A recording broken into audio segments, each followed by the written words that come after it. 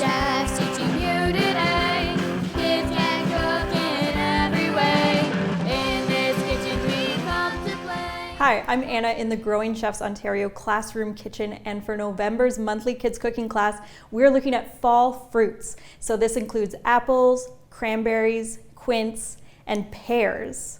For this recipe, I'm going to show you how to make a pear cobbler. And a cobbler is similar to a pear pie, but without the crust, and it's topped with biscuits. And I love cobbler because it's a lot easier than making pie. So before we get started, let's go over our ingredients, our equipment, and make sure that we wash our hands.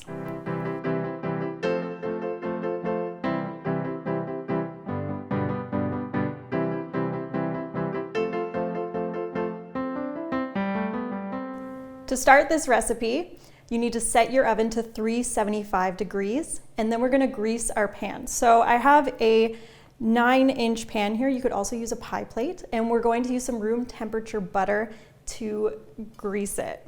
So just grab a cube of your butter, and you can use your fingers to really smush it around in the pan. And make sure that you cover every space, because this will stop our pears from sticking. For our filling, I'm using pears, and I'm going to peel them. So when you're peeling a pear, it can be a little bit trickier than, say, something like a carrot. And we want 2 bowls. I want 1 bowl for my pear slices, and I want 1 bowl for my peels. Whenever you're peeling something, make sure that you're peeling away from you.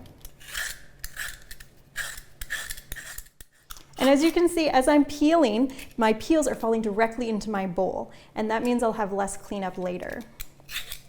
All of my pears have been peeled, so now it's time to cut them. If you are using a safe chopper, make sure that you are pinching the top and wrapping your fingers under like so. And with the hand you're going to use to hold your food, you're making your bear claw. So that means that your fingers are tucked under and your thumb is tucked behind, and this acts as a guard for your safe chopper. When I'm using a safe chopper for a pear, it's a little bit different than a knife. So I'm going to cut this pear in 3 steps. So 1, 2, and 3. And in the middle of my pear, there are some seeds in the core, kind of like an apple. And the way I'm going to deal with that is you can take a melon baller, if you have one, and scoop into the pear, and then your seeds come out really easily. If you don't have a melon baller, you can still take out the seeds, turn your pear on a flat side, and cut through it 1 more time. And now I can take the point of my safe chopper and sort of cut a bit of a V to cut out those seeds. Once you've cut the seeds out of all your pears, now you can slice them. And we want thin, even slices. It's important that all of our pears are the same width so that they cook at the same time. Now that all of my pears are cut, I need to add a little bit of acidity before they turn brown. For that, I'm going to start by zesting my lemon. So the zest is just the very outer layer of the lemon. It's not any of the white pith underneath, which is bitter. The zest has all those really fragrant oils in it, and that's what we want on our pears. So hold your zester firmly in your hand and gently run it on the lemon. You may want to have an adult help you with this because these can be a little bit sharp. After you've zested your lemon, now we want the juice. So have an adult or yourself can cut this lemon in half. And then use your hand as a filter for the seeds and squeeze it all over the pears. Our pear filling is almost done. So next I'm going to combine my brown sugar. Our spices, I'm using cinnamon and ginger. You could also use cardamom or a little bit of allspice if you wanted to. My cornstarch. And a small pinch of salt. So the reason why I'm using cornstarch is because it's going to help create a sauce for my pears. When I add sugar to these pears, they're gonna let out a lot of liquid, and the cornstarch will just help thicken that a little bit. So once this mixture is very well combined, we're gonna toss it with our pears.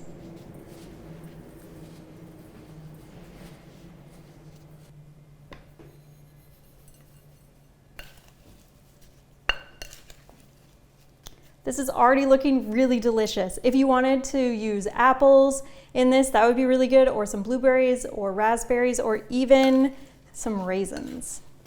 There's lots of possibilities with cobblers. I'm going to put my pears into my greased plate now.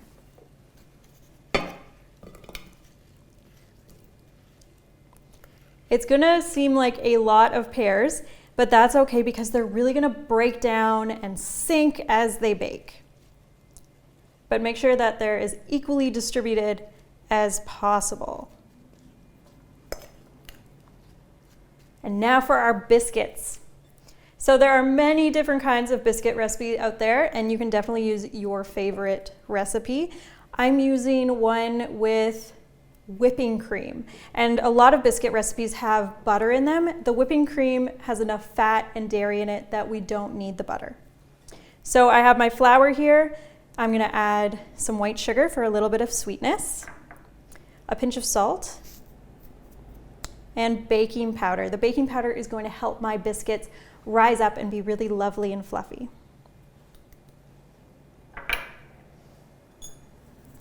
I'm going to gently whisk this all together. Whisking will also help get rid of all the clumps in my flour. And when you're ready, we can slowly add the cream.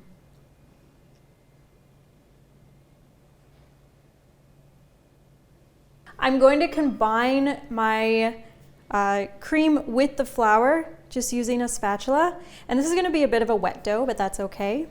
It's very important that all of your flour becomes saturated with the cream. So make sure if you're using a spatula that you're really scraping underneath and folding over, because that's where all the flour is going to hide. It's going to hide in the sides and the bottom of your bowl. And that is our batter finished. So now we're ready to combine our two pieces.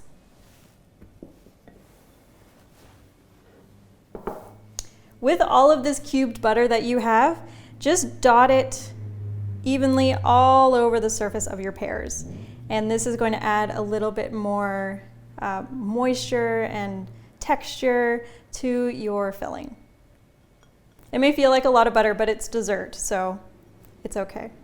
Now you can spoon your batter on top. And you just want to make sure that it's even as possible so that everyone gets the same amount and that it bakes fairly evenly. It may look a little bit messy, but that's okay. That's one of the joys of cobbler, is it doesn't have to be perfect.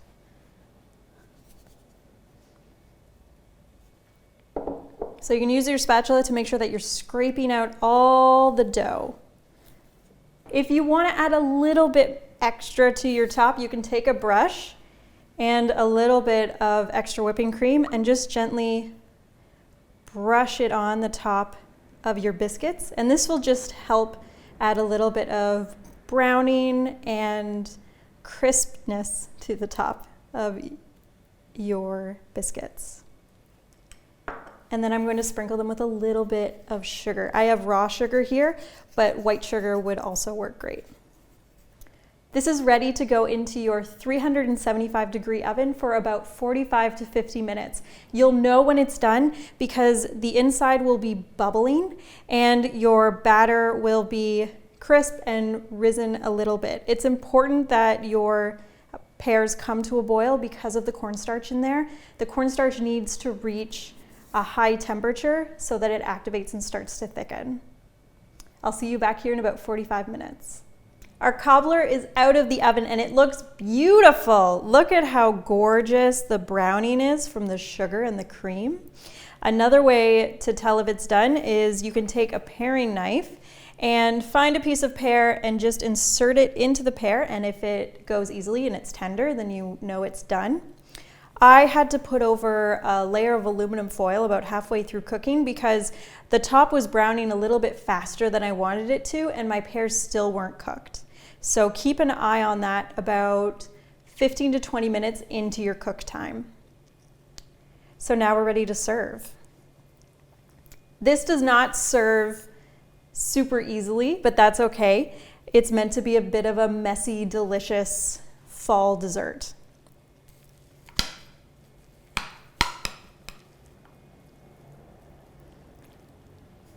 So my biscuit top baked up really beautifully. You can see inside a little bit, and that is going to be very good. And there you have it, a wonderful fall pear cobbler.